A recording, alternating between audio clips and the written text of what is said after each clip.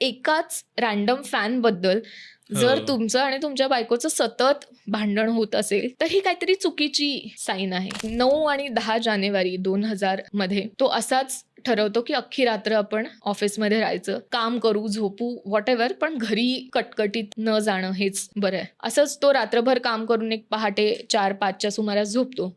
त्याला जाग येते तेव्हा सकाळचे 9 वगैरे वाजलेले असतात. तेवढ्यात त्याची सेक्रेटरी येऊन त्याला सांगते की तुमच्या बायकोचे खूप फोन्स येऊन गेलेत. त्यालाही काही कळत नाही. तो पटकन बायकोला फोन करतो. थोड्या वेळाने ती उचलते आणि ती म्हणते की मी आता झेडशी फोनवर बोलले आणि मी त्याला सांगितलं तू जिंकलास, मी हरली, आता इथे सगळं संपणार आहे. तो संध्याकाळी त्याच्या घरी पोहोचतो आणि त्याचं आणि त्याच्या बायकोचं परत एकदा भांडण होतं झेडवरून. आणि ती सारखं एकच म्हणत असते की मी मेल्यावर तू नक्की आपल्या मुलीची, आलियाची काळजी घेशील. आणि हे सगळं चालू असताना ती अमेरिकेत असलेल्या आपल्या बहिणीला फोन लावते आणि ती म्हणते तू बोल हिच्याशी आणि हिला कन्व्हिन्स कर, मी गेल्यावर तू माझ्या मुलीची काळजी घेशील, असं म्हणून ती त्याला फोन देते. जेव्हा बहीण तिची फोन उचलते तेव्हा हा फक्त एवढंच ओरडत असतो की अंजूला वेड लागल्यासारखं ती वागते, ती स्वतःचा जीव घ्यायचा प्रयत्न करते, प्लीज तिच्याशी बोल आणि तिला शांत कर. दुर्दैवाने हे सगळं बघत असते त्यांची 4 वर्षाची मुलगी.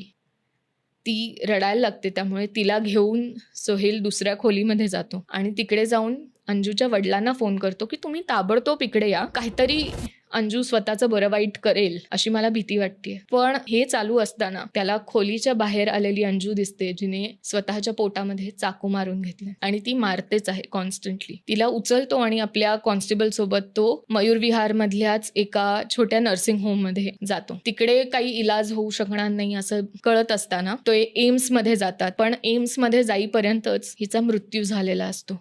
बापरे. तेवढ्यात अजून एक बातमी येते ज्याने परत भारत हलून जातो आणि ती बातमी असते की सोहेब इलियासीला अटक झाली. का? डोमेस्टिक व्हायलन्स आणि डावरीसाठी त्रास, क्रुएल्टी केल्याबद्दल. बापरे.